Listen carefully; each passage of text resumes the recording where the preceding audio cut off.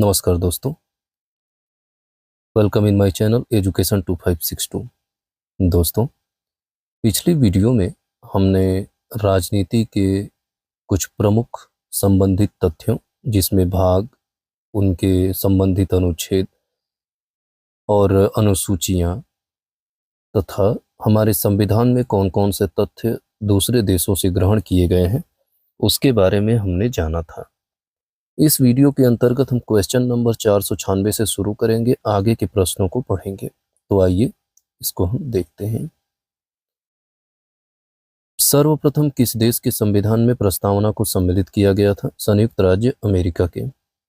भारत ने प्रस्तावना की परंपरा किस संविधान से ग्रहण की? अमेरिकी संविधान से।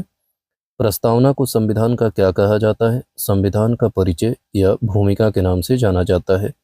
प्रस्तावना में क्या निहित होता है? संविधान का सार। किस न्यायविद ने प्रस्तावना को संविधान का परिचय पत्र कहा? तो था N.A. पालकीवाला। N.A. पालकीवाला ने प्रस्तावना को संविधान का परिचय पत्र कहा है। नेक्स्ट है, भारतीय संविधान की प्रस्तावना किस पर आधारित है? उद्देश्य प्रस्ताव पर। उद्देश्य प्रस्ताव को किसने प्रस्तुत किया था? पंडित जवाहरलाल नेहरू ने। उद्देश्य प्रस्ताव को किसने अपनाया था? संविधान सभा ने। प्रस्तावना में समाजवादी, धर्मनिरपेक्ष और अखंडता शब्द कब जोड़े गए थे? 42वें संविधान संशोधन अधिनियम 1976 के द्वारा। प्रस्तावना के वर्तमान स्वरूप में कितने मूल तत्व हैं? 4। प्रस्तावना के अनुसार संविधान की शक्ति का स्रोत कौन है? भारत के लोग प्रस्तावना के अनुसार संविधान की शक्ति का स्रोत है। प्रस्तावना भारत की प्रकृति को कैसे घोषित करती है? संप्रभु, समाजवादी, धर्मनिरपेक्ष, लोकतांत्रिक गणराज्य के रूप में। संविधान के प्रमुख उद्देश्य कौन कौन से हैं? न्याय, स्वतंत्रता, समता और बंधुत्व। प्रस्तावना में संविधान अंगीकृत किए जाने की तिथि कौन सी है? 26 नवंबर 1949। प्रस्तावना में उल्लिखित मुख्य शब्द कौन कौन से हैं? इसमें संप्रभुता, समाजवादी, धर्मनिरपेक्ष, लोकतांत्रिक, गणराज्य, न्याय, स्वतंत्रता, समता और बंधुत्व, ये सभी प्रस्तावना में मुख्य शब्द के रूप में जाने या पहचाने जाते हैं। नेक्स्ट है, संप्रभुता का क्या अर्थ होता है? पूर्ण आंतरिक और बाह्य स्वतंत्रता को हम संप्रभुता कहते हैं। क्या भारत किसी अन्य देश पर निर्भर है? नहीं। नेक्स्ट, क्या भारत किसी देश का डोमिनियन है? नहीं। क्या राष्ट्रमंडल की सदस्यता भारतीय संप्रभुता को प्रभावित करती है? नहीं।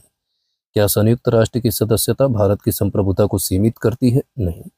ये सारे जो नहीं के जवाब हैं, ये सभी संप्रभुता के अंतर्गत उन सभी तथ्यों को समाहित करके दिया जा रहा है। इसे आप किसी और परिप्रेक्ष्य में मत समझिएगा, ठीक है। नेक्स्ट है, एक संप्रभु राज्य के रूप में भारत क्या कर सकता है? विदेशी क्षेत्र अधिग्रहण या सीमा का त्याग। 42वें संविधान संशोधन से पहले क्या भारत में समाजवादी तत्व मौजूद थे? तो जवाब है हाँ।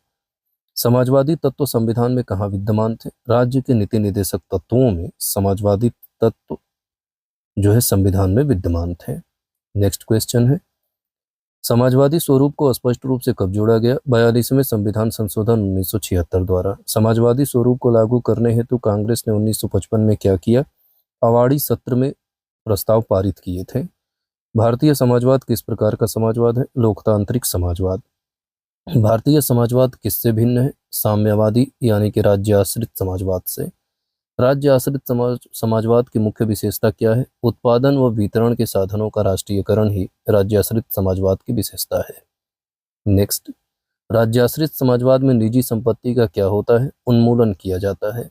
लोकतांत्रिक समाजवाद किस व्यवस्था में विश्वास रखता है? मिश्रित अर्थव्यवस्था में। मिश्रित अर्थव्यवस्था का क्या अर्थ होता है? सार्वजनिक व निजी क्षेत्र का सह अस्तित्व ही मिश्रित अर्थव्यवस्था कहलाती है। जो लोग इकोनॉमी से होंगे वो लोग बेहतर तरीके से इस चीज को समझ रहे होंगे कि मिश्रित अर्थव्यवस्था क्या होती है। नेक्स्ट क्वेश्चन है, सर्वोच्च न्यायालय के अनुसार लोकतांत्रिक समाजवाद का उद्देश्य क्या है? गरीबी, उपेक्षा, बीमारी व असमानता का उन्मूलन। भारतीय समाजवाद किन विचारधाराओं का मिश्रण है? मार्क्सवाद और गांधीवाद का। भारतीय समाजवाद किस ओर अधिक झुका हुआ है? गांधीवादी समाजवाद की ओर। 1991 की नई आर्थिक नीति ने समाजवादी स्वरूप पर क्या प्रभाव डाला था? इसे अधिक लचीला बनाया था।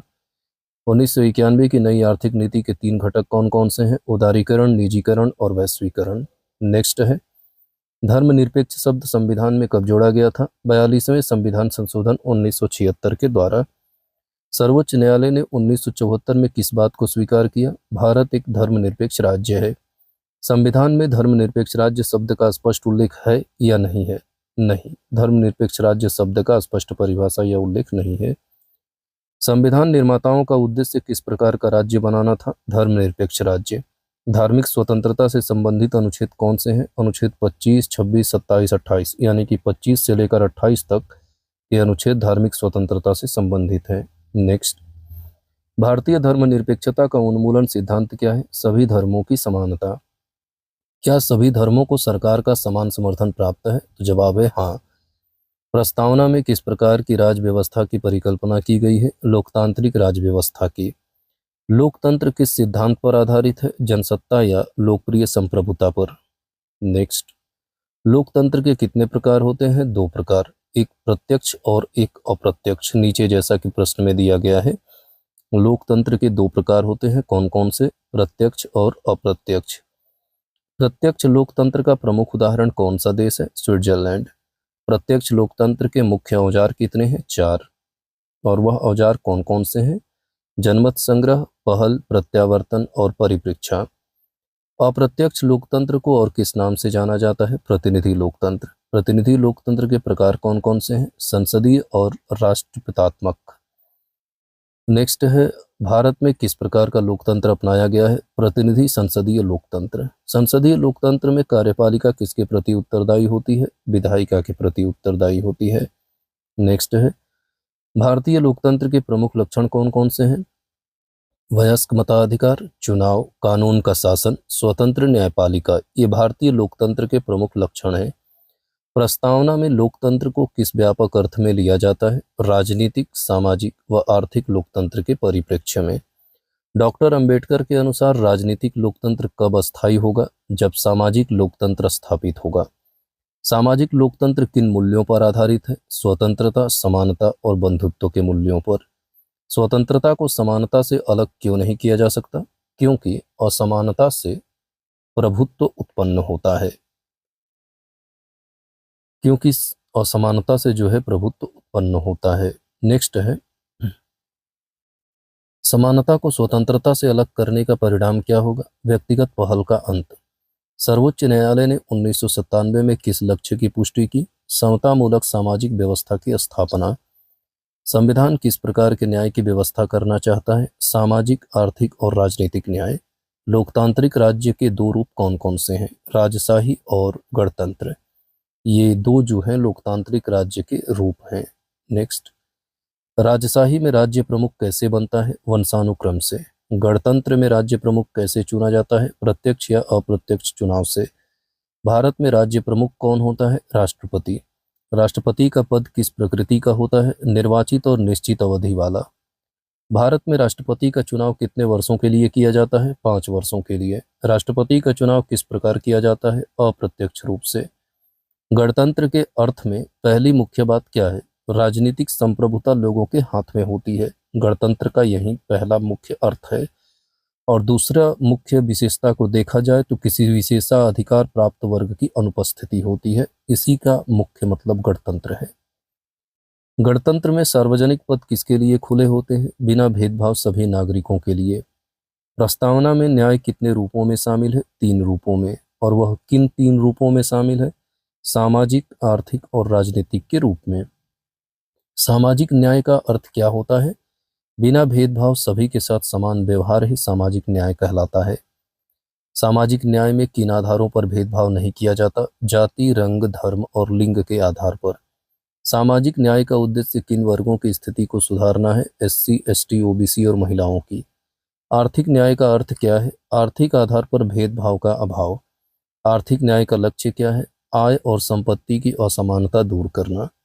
नेक्स्ट क्वेश्चन है, सामाजिक और आर्थिक न्याय का संयुक्त रूप क्या कहलाता है? अनुपाती न्याय।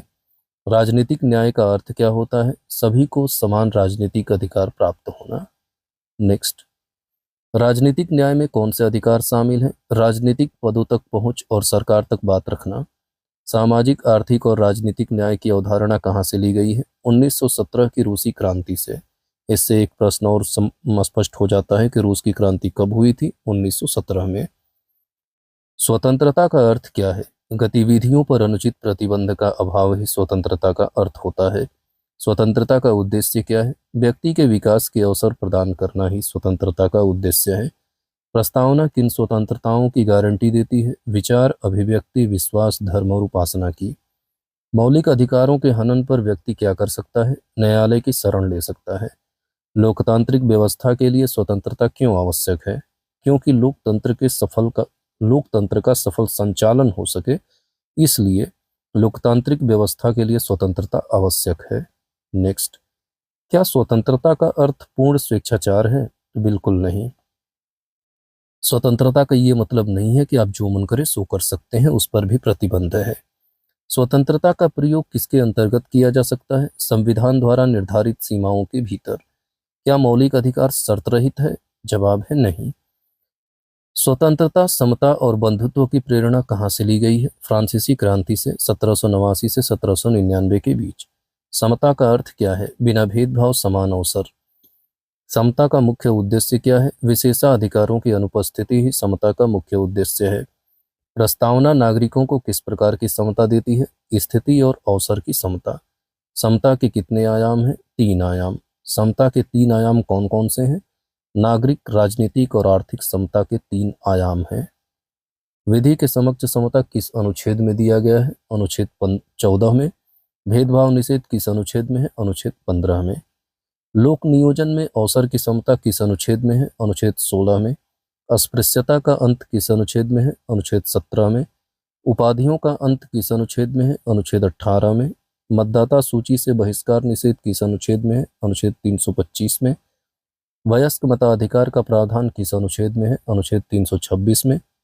समान कार्य के लिए समान वेतन किस अनुच्छेद में है? अनुच्छेद 39 में। बंधुत्व का अर्थ क्या होता है? भाईचारे की भावना। भाईचारे को बढ़ावा देने का संवैधानिक माध्यम क्या है? एकल नागरिकता। भाईचारे को बढ़ावा देने का कर्तव्य किस अनुच्छेद में है? अनुच्छेद 51 क में। बंधुत्व में कौन सी 2 बातों को सुनिश्चित किया गया है? व्यक्ति की गरिमा और राष्ट्र की एकता को। प्रस्तावना में अखंडता शब्द कब जोड़ा गया? 42वें संविधान संशोधन 1976 द्वारा। संविधान सभा की प्रारूप समिति के किस सदस्य ने व्यक्ति के गौरव की व्याख्या की? के.एम. मुंशी ने। के.एम. मुंशी के अनुसार व्यक्ति के गौरव का अर्थ क्या है? प्रत्येक व्यक्ति के व्यक्तित्व की पवित्रता की मान्यता ही व्यक्ति के गौरव का अर्थ होगा। संविधान किस चीज की वास्तविक मौजूदगी को सुरक्षित करता है? भलाई और लोकतांत्रिक तंत्र की। व्यक्ति के गौरव को सुनिश्चित करने वाले संवैधानिक प्रावधान कौन कौन से हैं? मौलिक अधिकार और नीति निर्देशक तत्व। महिलाओं के गौरव की रक्षा का कर्तव्य किस भाग में है? मौलिक कर्तव्यों में। मौलिक कर्तव्य महिलाओं के गौरव के संबंध में क्या कहते हैं? महिलाओं के गौरव को ठेस पहुंचाने वाली हरकतों का त्याग ही मौलिक कर्तव्य के अंतर्गत महिलाओं के गौरव के संबंध में है। भारत की संप्रभुता, एकता और अखंडता की रक्षा किसका कर्तव्य है? प्रत्येक भारतीय नागरिक का। मौलिक कर्तव्य किस अनुच्छेद में दिए गए हैं? अनुच्छेद 51 क में। इस तरह से इस वीडियो के अंतर्गत कुल मिलाकर के 600 से ज़्यादा प्रश्न यहाँ पर पूरे होते हैं और इस वीडियो में 100 से ज़्यादा प्रश्न राजनीति से संबंधित हैं, जो आपके पेपर को काफ़ी हद तक स्पष्ट करते हैं। इसी तरह से मैं आगे भी और क्वेश्चंस को लेकर आता रहूँगा। मिलते हैं दोस्तों अगली वीडियो में। जय हिंद।